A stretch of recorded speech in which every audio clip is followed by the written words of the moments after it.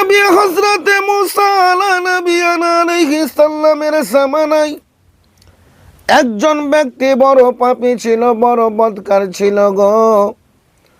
তার ইন্তেকাল যখন হয়ে গেল, এলাকার সমস্ত মানবেরা বলল, এই ব্যক্তিকে আজকে বিনা জানাজায় দাফন করে দেব, তার জানাজা হবে না।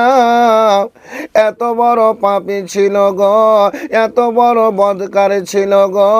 তাই এলাকার মানবেরা সবাই মিলে যেন ওই ব্যক্তিকে বিনা জানাজায় দাফন করে দিল। আমার আল্লাহর নবী হযরতে মুসা আলাইহিস সালামকে আমার আল্লাহ তাআলা ওহী পাঠাচ্ছেন, বলে মুসা গো,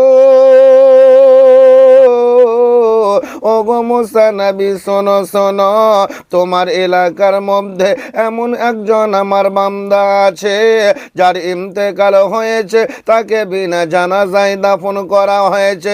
যাও তাকে কবর থেকে আবার পুনরায় তুলে যেন তাকে দাফন করে দাও। দেখেন বাবারা, ও গো আমার মা বোনেরা, আমার মুসা আলাইহিস সালাম জানো বাবা ঘুম থেকে ওঠার পরে এবার জানো নিজের ভক্তদেরকে বললেন, বলে শোনো, বলে তাড়াতাড়ি চলো গো, বলে অমুক গ্রামে অমুক এলাকায় যেই ব্যক্তি ইন্তেকাল করেছে তাকে কবর থেকে আবার পুনরায় তুলে যেন জানাজা পড়ে তাকে আবার কবরে দাফন করা হবে,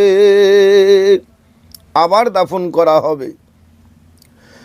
মুসা আলাইহিস সালামকে আমার আল্লাহ বলেছিলেন, মুসা শোনো, যাকে বিনা জানাজায় দাফন করে দিয়েছে ওই ব্যক্তি তোমাদের এলাকার সকলের নজরের কাছে, সকলের নজরে যদি খারাপ হয়, আমি আল্লাহ আমি যা জানি তোমরা তা জানো না। বলে ওই ব্যক্তি একদিন তাওরাত কিতাবে আমার আখিরি জামানার পয়গম্বর জনাবে মুহাম্মদুর রাসূলুল্লাহ সাল্লাল্লাহু তাআলা আলাইহি ওয়াসাল্লামের নামখানা শুনেছিল।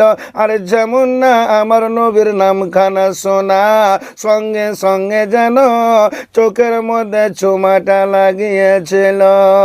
নবীর নামখানা শোনার পরে চোখের মধ্যে চুমু খেয়েছিল। ও গো মুসা,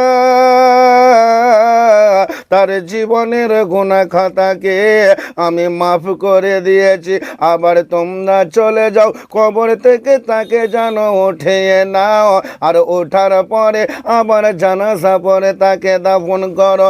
আল্লাহর নবী মুসা আলাইহিস সালাম নিজের ভক্তদেরকে যেন বললেন, বলে চলো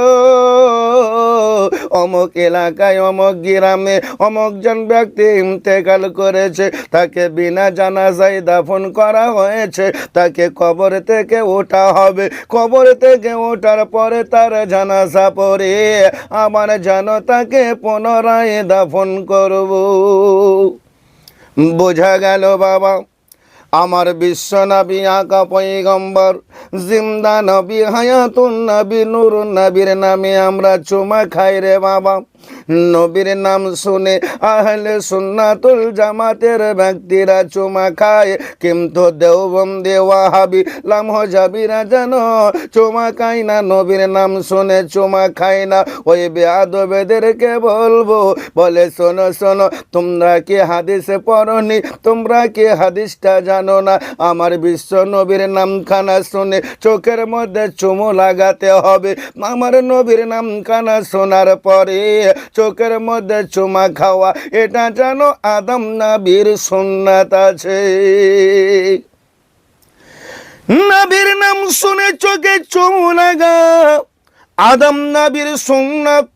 নবীর নাম শুনে চোখের মধ্যে চুমু লাগা আম্বিয়ায়ে কেরামের সুন্নাত। আল্লাহর নবীর কত সাহাবীরা নবীর নাম শুনে বাবা নিজের চোখের মধ্যে চুমাটা খেয়েছেন। তুমি কেমন মুসলমান গো, নামাজ পড়ো, রোজা করো, কিন্তু আমার নবীর নামখানা শুনে কেন জ্বলো? আমার নবীর নাম শুনে যদি তোমার গায়ে জ্বালা হয়, কসম করে বলবো আল্লাহর দরবারে তোমার একটাও ইবাদত কবুল হবে না।